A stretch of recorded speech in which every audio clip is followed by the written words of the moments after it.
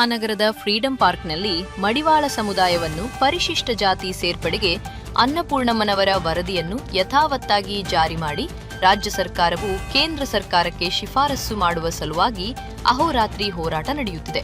ಹೋರಾಟದಲ್ಲಿ ಕೋಲಾರ ಜಿಲ್ಲಾ ಮಡಿವಾಳ ಸಮುದಾಯದ ವತಿಯಿಂದ ಭೈರಂಡಹಳ್ಳಿ ಮಂಜುನಾಥ್, ವೇಮಗಲ್ ಲಕ್ಷಣ್, ಯುವ ಮುಖಂಡ ರಂಗನಾಥ್ ಹಾಗೂ ಇತರರು ಪಾಲ್ಗೊಂಡು ಹೋರಾಟಕ್ಕೆ ಬೆಂಬಲ ಸೂಚಿಸಿದರು.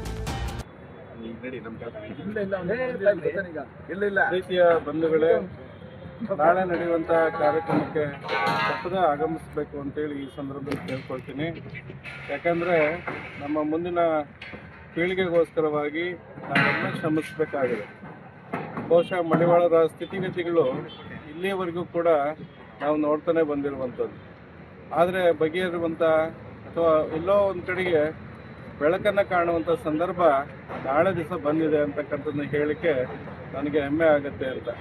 ಆ ಕಾರಣಕ್ಕೆ ಪ್ರತಿಯೊಬ್ಬ ಸಮಾಜ ಬಾಂಧವರು ಮನೆ ಬಿಟ್ಟು ಮನೆಯ ಎಲ್ಲ ಸದಸ್ಯರನ್ನು ಕರ್ಕೊಂಡು ಬೆಂಗಳೂರು ನಗರದ ಫ್ರೀಡಂ ಪಾರ್ಕಿಗೆ ಬರಬೇಕು ಅಂತೇಳಿ ಈ ಸಂದರ್ಭದಲ್ಲಿ ಮನವಿ ಮಾಡ್ಕೊಳ್ತೀನಿ.